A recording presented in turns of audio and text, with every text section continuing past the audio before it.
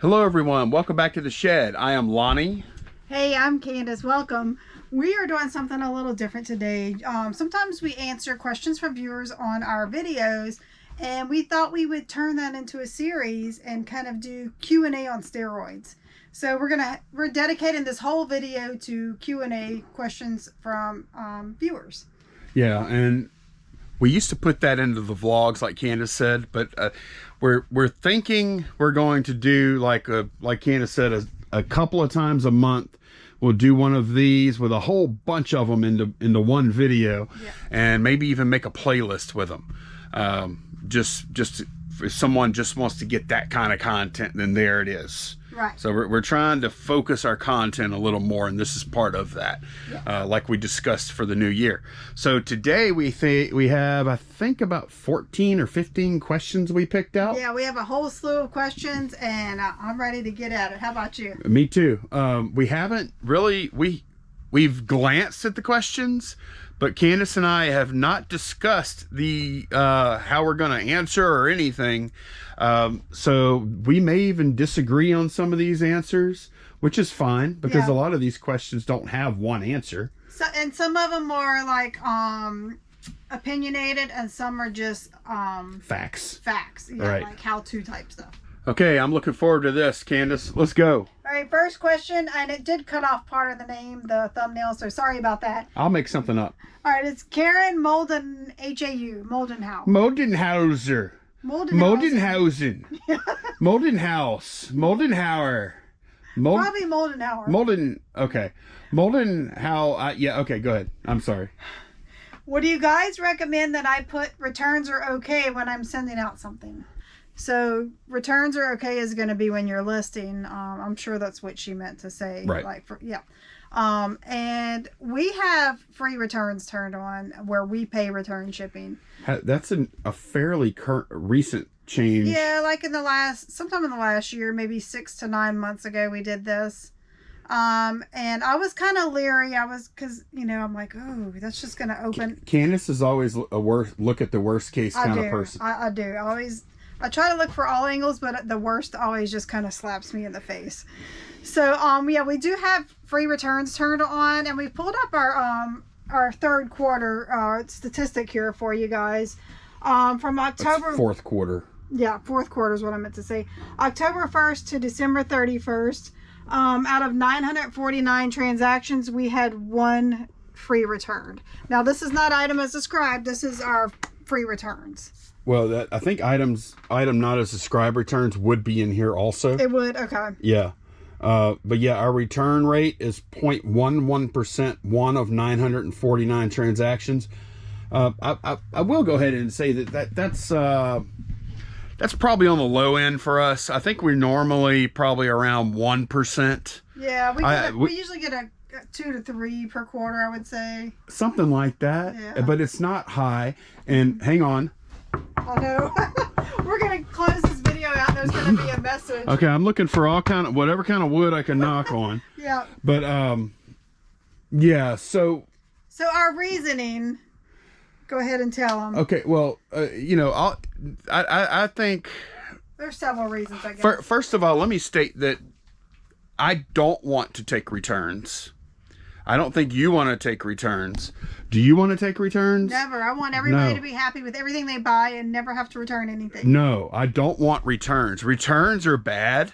Like, if you ask me, do you want someone to open a return right now? I would say, no, please, keep the thing. And I want to keep my money. Like, that would be the best case for me, right? However, why do companies like Amazon, Walmart, Shed Flips, why do we offer returns? It's for customer confidence. Like, customer confidence is everything, especially when you're selling online. Yes. Because they can't pick up that item and look at it. Right. They can't pick it up. They have to trust you that the way you're representing that item, and they don't know you, that the way you're representing that item is how it is, and they're going to like it. And you also have to factor in things like, oh man, I got it, and you know what? I just don't like it. It doesn't do what I wanted to do, whatever. They want that reassurance before they click buy that if they aren't satisfied with it, they can get out of it, right? And The truth, I think, is that the truth is that there probably, of those 949 transactions, there were probably way more than one person that was not, like, it wasn't exactly what they were hoping it would be or whatever, and they weren't 100% satisfied. However, even with free returns like we offer, there are barriers that will stop those returns from happening. Like, oh man, the printer's out of ink. I got to print a label for this thing, but I got to go get the ink for, you know what? I'll drop by Office Depot tomorrow and I'll get a new ink cartridge, and then I'll go ahead and get that return. And then a bunch of other stuff happens. They never do it. Or they can't find time to get it packed up and get it to the post office. Or they don't want to go to the post office, or, you know, like, these things happen. You remember back in the day when we'd buy something at like Circuit City or Comp USA, like these old stores, right? And they would always have, like, you know, you buy this thing for $100 and it's a $30 mail-in rebate. Yeah. So it's $70, right? Wrong, because probably how many people do you think knew about the rebate and just would not take the 3 minutes it would require, or didn't lose their receipt? Yeah.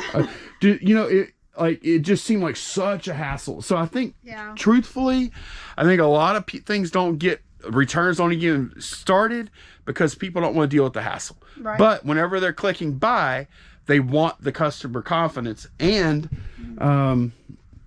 from our standpoint, like, since we've been doing the top rated, the free returns, we qualify for top rated plus benefits on the listings that we offer free returns on.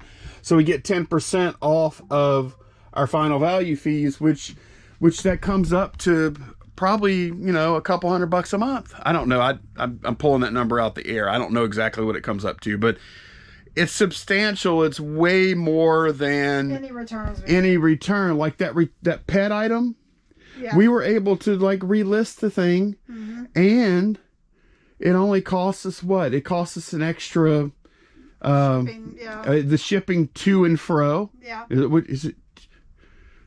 Is fro coming back? Like when you go to and fro. To is to them and from is from them. To and fro. Yeah. Okay. I never really thought about that word. Okay. But yeah, I mean, you got to pay the shipping both ways in that case, but you do get the item back. So you're just losing the shipping.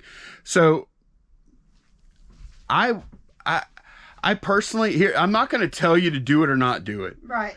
But what I will tell you is, if they want to return something, like if they really want to return something, they're going to open item not as described. A lot of people will. Some won't, though. Yeah. But some people won't ever buy it in the first place. Right. Because of your return policy. Yep. Like if I have two items, if I have the same exact item, same exact price that I could buy from two different sellers, and one offers returns and one doesn't offer returns, I'm going to buy from the person that offers returns.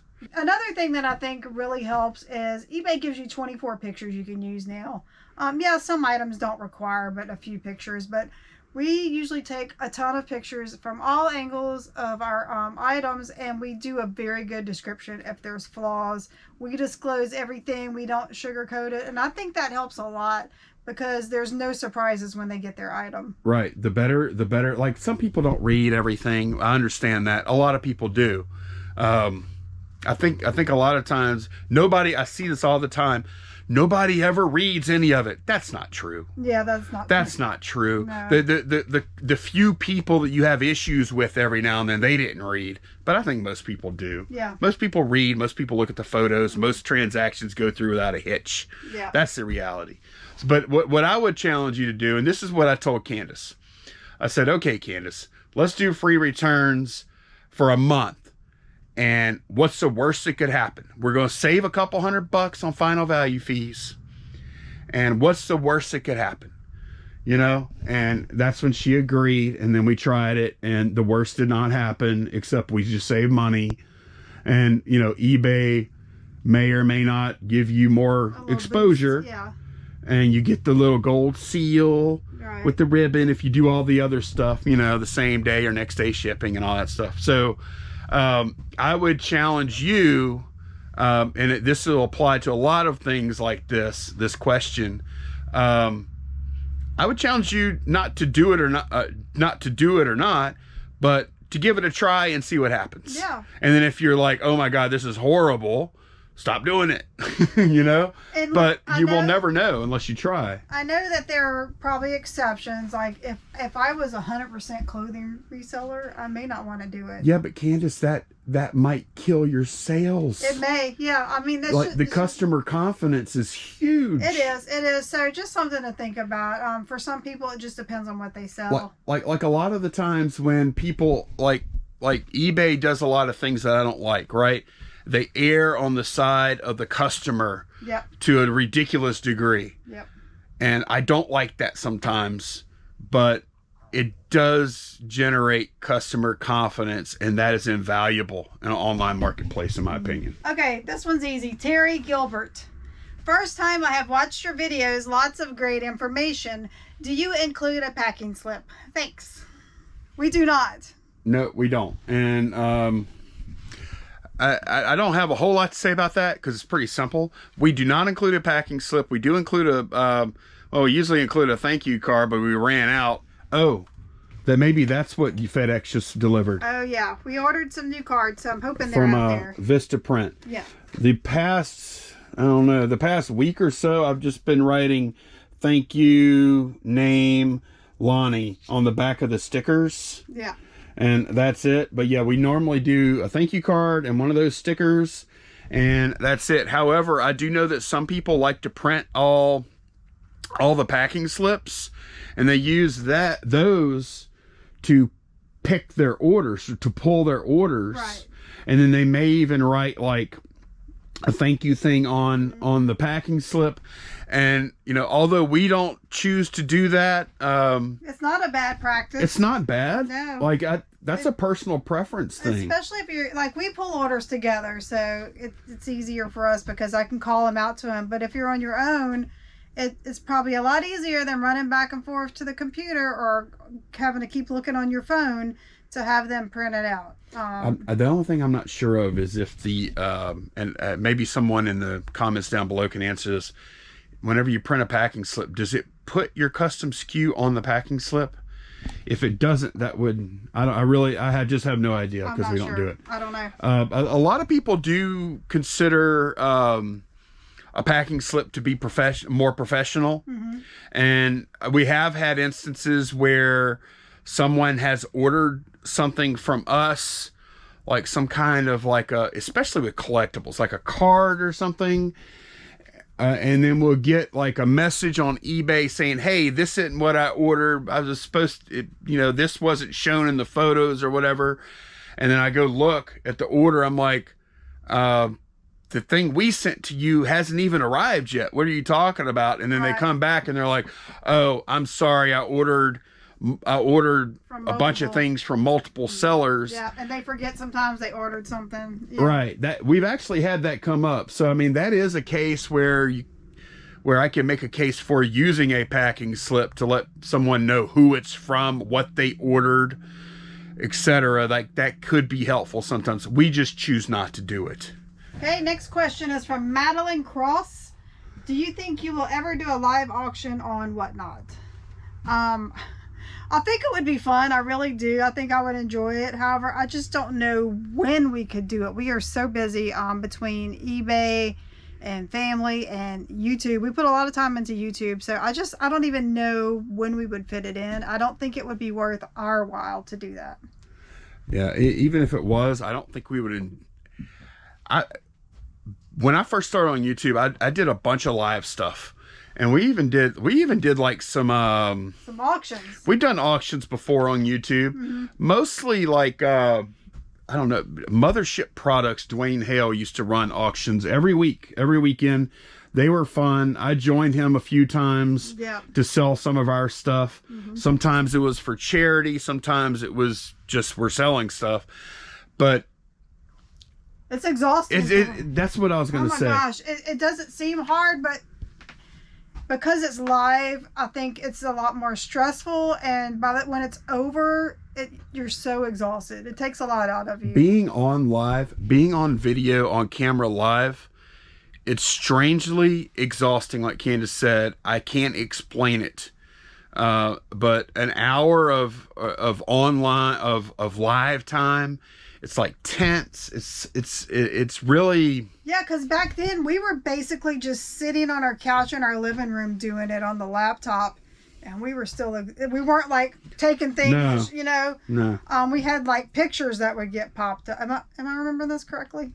No, I'm not, huh? Well, you could pop up pictures. Yeah, but I mean, we weren't like moving around all that stuff. We were basically sitting on our couch, and we were exhausted afterwards, Yeah, So, I don't see that happening. I mean, I do think like people that have a social media presence like we do, like I do consider YouTube to be social media. I do think we could be successful at it. I mean, we could sell to our viewers there. That would work, right? Like we could do that. We just don't want to do that. Like our channel is about, we do sell to viewers, of course, but our channel is giving a look at our eBay resale business for the most part. We do sell a few other places, but it's mostly about eBay. And then if we did choose to sell on Whatnot, then what would we make videos about? Right, yeah. You know? I'm content with how our process is and how we sell things. Yeah. And I don't think we need to throw something else into the pot. I don't think At least not at this time. And then if we did choose to sell on Whatnot,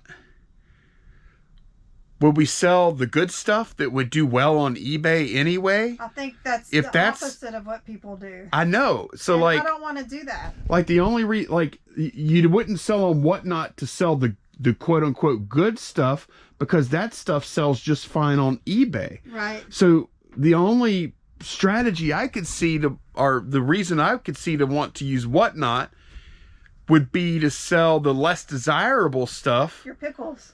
Our pickles. Butt pickles. Our butt pickles to our viewers, and I don't want to do that. I just don't. No, I mean, I don't like that. So it's not for us. No, it's just not for us. No. And, that's not any kind of judgment on anybody else. It's just, we don't want to do it.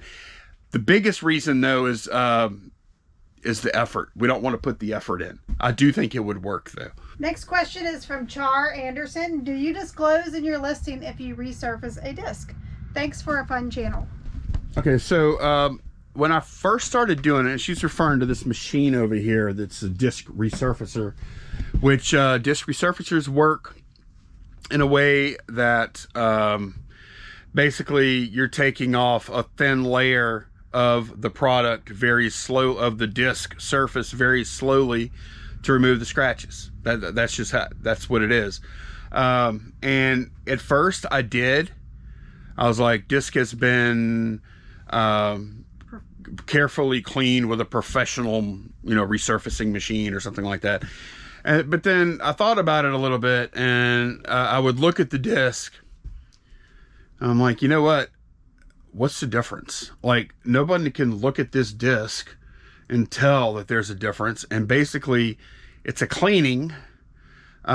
Just like when, if I have some other physical item, say I was selling this tape dispenser and it had like a black mark, a really deep black mark here on this surface, and then I used a magic eraser to clean that off. Well, I took some amount of that product off or whatever to do it. I'm not going to disclose that. So I really feel like even though you are taking a small layer off, I'd just look at it as cleaning. Also, I don't know the history of any disc. Game stores throw their disc in cleaners all the time. They don't disclose it. I think it's fair to sell a used disc that's been resurfaced. I think it's okay. I think it's fine not to disclose it, and I don't. I'm not trying to hide it. I just don't think it's relevant. If I sell you the disc and you can't tell me that it's been resurfaced or not, then what does it even matter anyway? That's the way I look at it. So to answer your question, no, I do not. Next question, RME Guy 1. Thanks for the video, Lonnie. I've learned about packing from you. Keep those videos coming. Quick question, where do you get your roll of packing paper from? Okay, so RME guy won. RME guy was taken. That's Maybe it's like for Army guy. oh, maybe. Army guy. Yeah, that's true, huh? Yeah. He's talking about this paper here. We pay $25 a roll for these from Granger. We order on the app or on the website, and then we choose local pickup. Not sure how much shipping would be because we do have local. Shipping would probably be real expensive, maybe prohibitively so. Yeah. But we are fortunate that we have a Granger local in Baton Rouge that we can go pick the stuff up from. We buy our paper there. We buy a lot of our boxes there. Not all, a lot. We buy 12 boxes there. We buy... Heck, we buy most of our boxes there now. Yeah, we do. We don't buy our tape there. We buy our tape from Bubble Boy, my go-to brand. We buy our bubble wrap at American Bubble Boy as well. Link is down below if you want to try that. There are some things we buy, like stuff like this from random sellers on eBay usually. We don't have a preference for that. Right. So yeah, but yeah, to answer the question, Granger. I will throw something out there. If you don't have a Granger locally to where you could just go pick it up, something to explore in your area if you have this is go to a newspaper company, and I know some people buy their end rolls for pretty cheap. So that's an option to check out too. We ought to check that out too. We never have. We never have. Yeah. Okay. Next question is from Bottom Basher. As a clothing shoe reseller, I have an opportunity to buy unsorted donations that come from an upscale part of town for 70 cents a pound. Goodwill bins near me charges $1.69 per pound of clothing, but of course I get to pick those out. Would you take that risk? Seems like a gamble. Had a few bags as a test and did well with a X5 return. Pros, it would save time at the bins or finding garage sales. Finding sales in the winter is impossible in the Midwest. Also, I wouldn't be competing with other resellers anymore at garage sales or the bins. Save on gas too. Yeah, that's interesting. I think I would definitely give it a shot. If you're already used to buying bulk clothing and you're getting $1 a pound off, I would definitely try it out, you know. What do you think? Well, when I first read the question, I was like, hell no, because I see like the landing at our Goodwill, and like I would not want to sort through all that crap, honestly. But you said it's an upscale in an upscale area, and it's not a Goodwill; it's some other. And they also said, I'm sorry, I don't know if it's a he or a she. Yeah. You also said that you did some test bags, and you ended up with 5x profit, and you're happy with it. I wonder, like, I think I would unsorted come from good. Okay, so I guess, would you take that risk? We would not. Yeah, we're not clothing sellers. We're not clothing. So the question was, would you take the risk? Yeah. In that particular case, I would not. However, for us. Yeah. However, like in general, it's just like the returns question. I would try it and see if I liked it or not, and then because it doesn't sound like it's a big financial risk. I'm just wondering if it's being picked through prior. They said it's not. How do they like know? If we just unsorted donations. How do they really know? Well, I mean, I guess you find out when you buy it and you go through the stuff. How do you really know? I don't know. Like we don't love going to thrift stores. I mean, we go occasionally, and it's just not something it's just not it probably matters a lot because that the ones here are not that great. We very rarely find stuff. Or we're not good at it, or we're not clothing. I mean, I've heard of people having thrift stores that are just like home runs every time. We don't have that. Yeah. So. On its face, I personally would not want to do that. I want to pick and choose because, like, when we go to the thrift store, there's like a million items in there, and maybe we walk out with one or two. Yeah. You know what I mean? However, that's stuff that's already been on the sales floor, and the other cream has been scooped off the top already by the time we got there. Yep. So I don't know what your percentage of. If I were a clothing seller, I would try it out. I would do it. I would try it out. Even if I had to sink, like, okay, you could do 70 cents a pound, but you have to buy 500 pounds to get the 70 cents a pound. So it's going to be $350. What's the worst case? Worst case, you can't sell any of it and you lose $350. Yeah. That's the worst case. Right. Best case, you get your 5X on, like you're talking about, and then there's a few gems in there that are like really heavy hitters. Or maybe like 20X. Right. Yeah. And I would do it. If I was a clothing, like you said, given all the information there, I would totally do it. I'd try it out. Just to try it out. Yep. It's kind of like a storage unit. Yeah, it is. You don't know what you're getting, and it's kind of fun. I think it would be fun. It would be like an unbagging or whatever. So yeah, why not? Is it all clothing though? That's what it sounds like. Yeah. Okay. Yeah. Give it a shot. What the heck? Yep. Okay. Next question is from Francois Bergeron. Do you sometimes sell in Canada? I guess EIS doesn't cover Canada? They do. Oh, okay. It's just very expensive. Yeah. So we actually talked about this the other day. We talked about this last night. Yeah. I went to Candace and I said, look, we got to change something. So we used to sell pretty much worldwide, and we would ship on our own. This is prior to the pandemic. We would add like flat rate international shipping to pretty much everything. Yeah. And we actually sold a good bit international because of that. And we would offer simple export rate. Through Pirate Ship. Yeah. Yeah. And it was fairly affordable.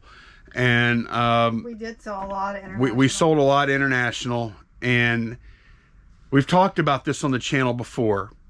But during the pandemic also, there were some severe delivery issues at different spots around the world, and we up to 6 months sometimes. We had some major issues, and with one of the drawbacks, there's all kind of good things about using like a simple export rate through Pirate Ship.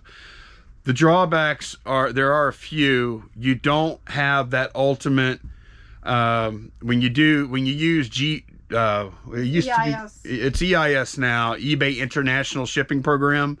When you use that, ultimately you have zero liability, and it really is like that. You have no liability whatsoever, basically. You just have to get it from your hands to, is it Illinois? Yeah, it's in Illinois, and then they take over from there. Right. However, it's very expensive. Yes. And the thing is with Canada is there are a ton of people just north of the border, and the shipping is super duper expensive with the EIS, and we're not thinking about doing this worldwide again yet. We may later, but I told Candace last night, I said, look, we need to open Canada back up, because I know they're not buying from us because we're using EIS. I know they're not.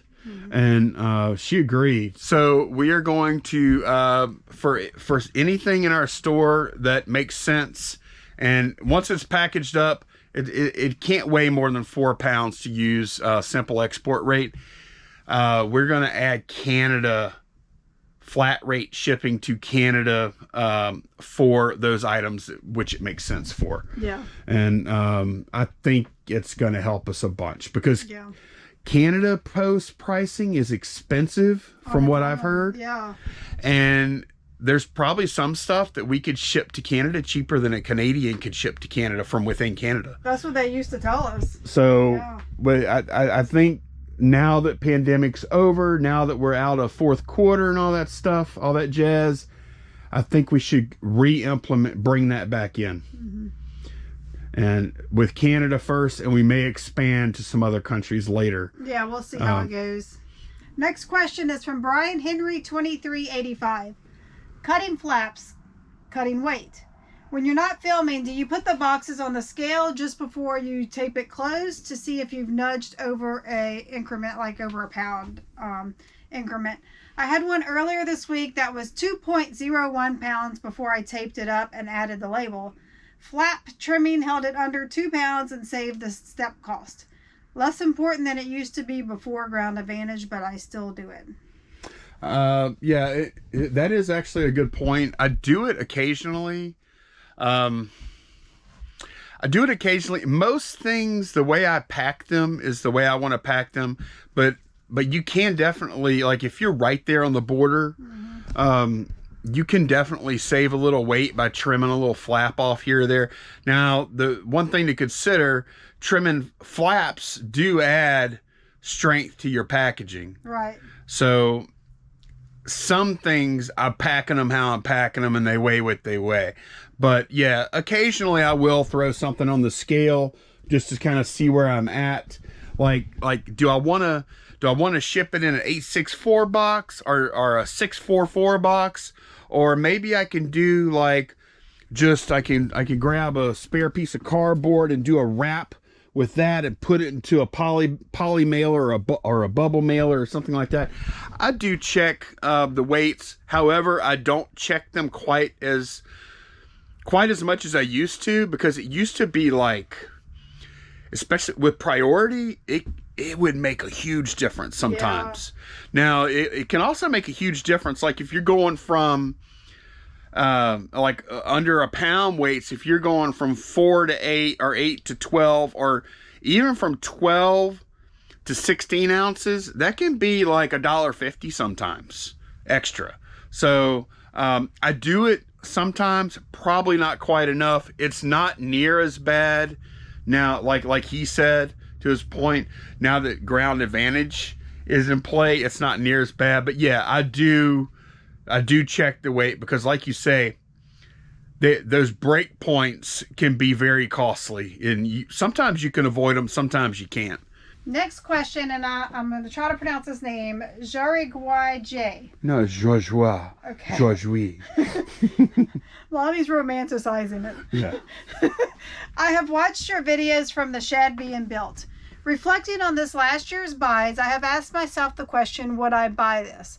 Examples are the nutcrackers, dog items, spark plugs, and even the stickers.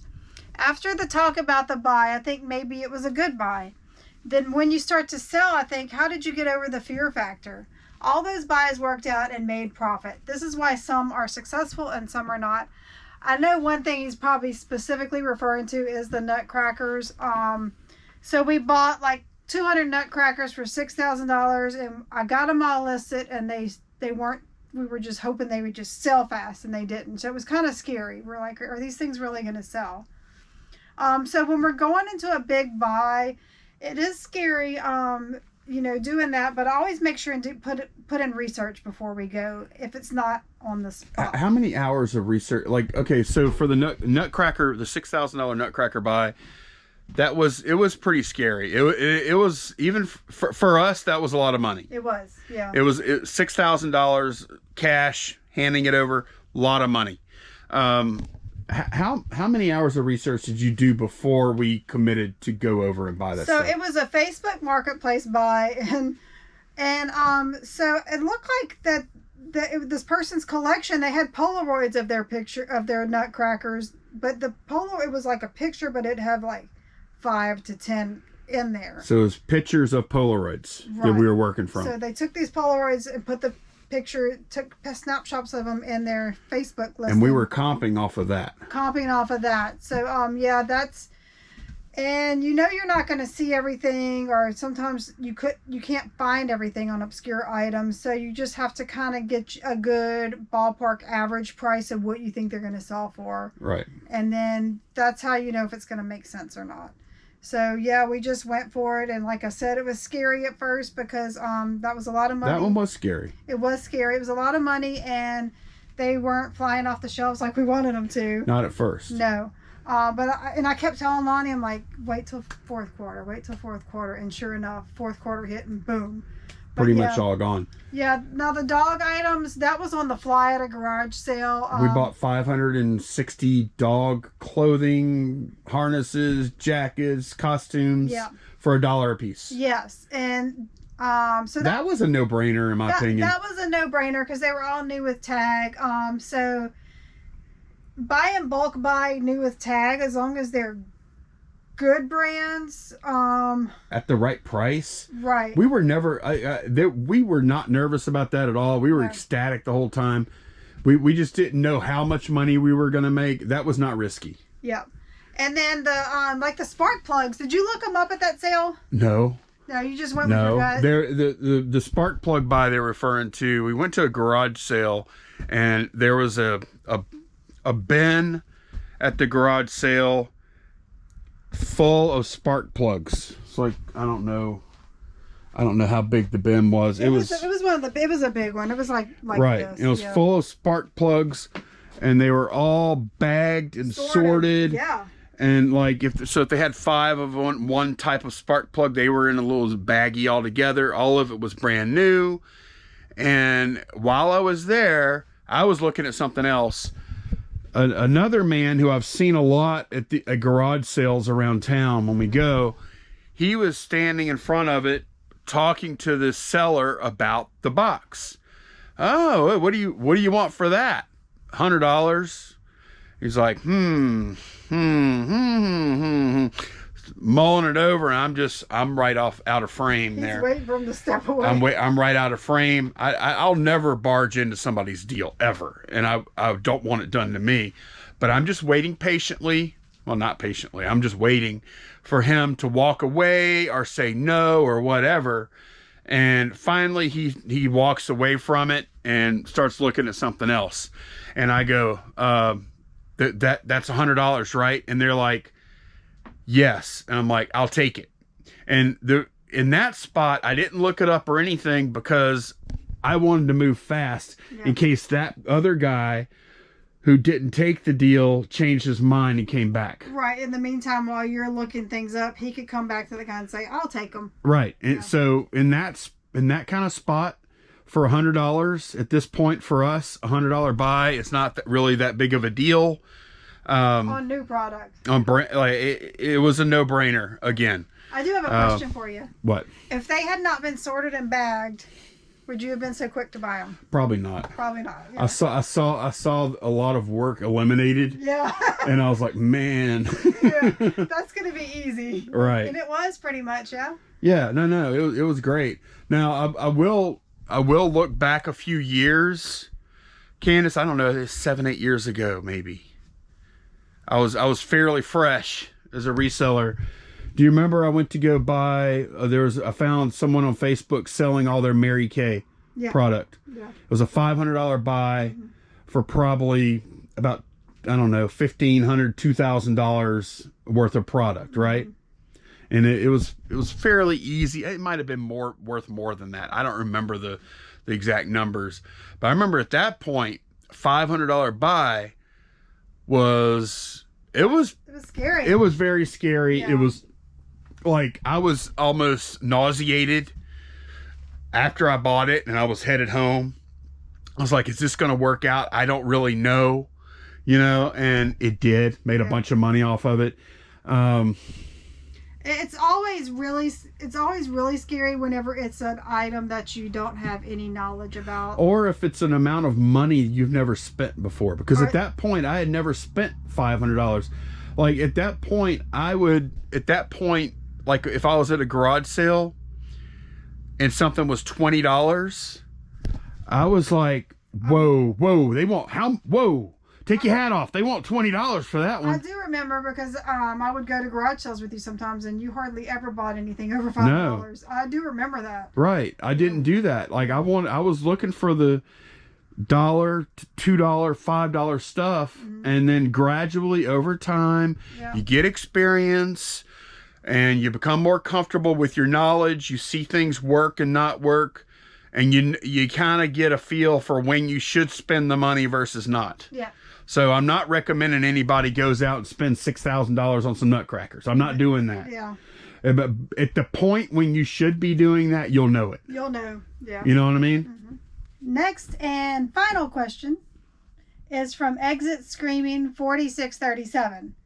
This question probably sounds out of left field, but does anybody know a good way to identify random action figures? I bought a box with over 200 figures from a yard sale years ago, and I'm wanting to list them now. I recognize the obvious ones like Star Wars, Thundercats, Masters of the Universe, but some I have no idea. So this tool I'm about to show you, I know most sellers know about it, but if you don't, it's a lifesaver. Man, I can't tell you how many times I've used this because we've done a lot of buys that had loose action figures. And it works for other stuff too, but it's great for action figures. Fashion dolls like Monster High, it helped me a lot with that before I became familiar with the characters. I've even used them for like American Girl dolls. Because there's so many different American Girl dolls now. If you get a good shot of their face, a lot of times it will pull it up.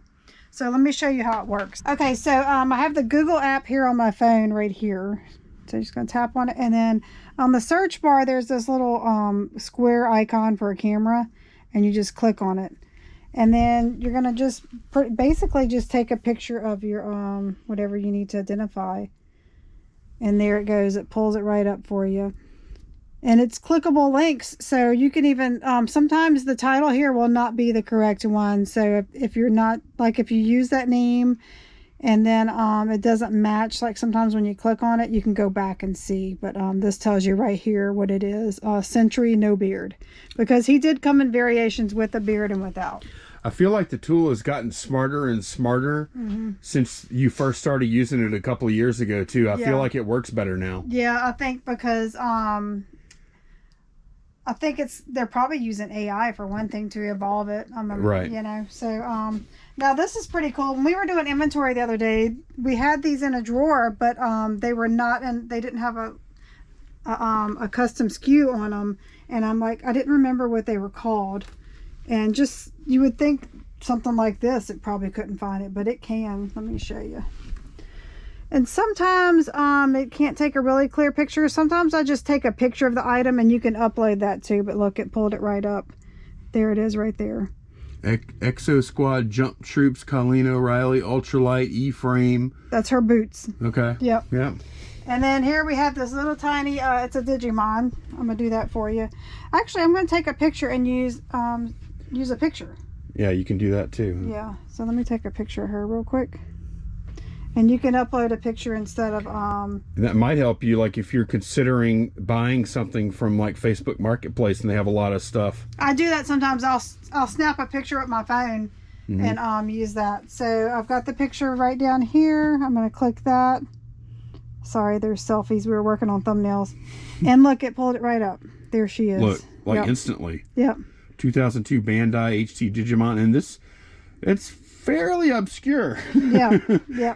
Actually, that's probably obscure too. That's very obscure. This is not that obscure. And just because, I mean, there's probably a lot of stuff out in this world that is kind of shaped like this. So the fact that it could identify this is pretty awesome. It's helped me a lot. Even sometimes it won't quite get what it is, but it'll maybe tell you, oh, that's some kind of G.I. Joe something. Right. Then there's other websites, and I'm not going to go into that now, where you can narrow down what exactly you have.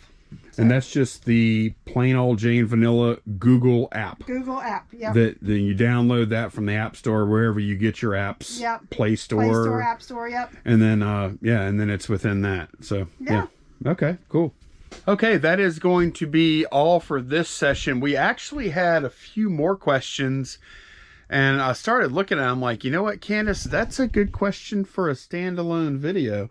Yeah. So, if you originally saw your question on the screen and then you're like, hey, they didn't read it. It's coming. That means it's in this folder, which is a standalone video folder. Yes. How-to type video that we're going to shoot later. So we're honestly, I got to say, we have a lot of ideas. We have a lot of ideas, and this new approach we're taking to not just doing vlogs about eBay or about what we're doing every day.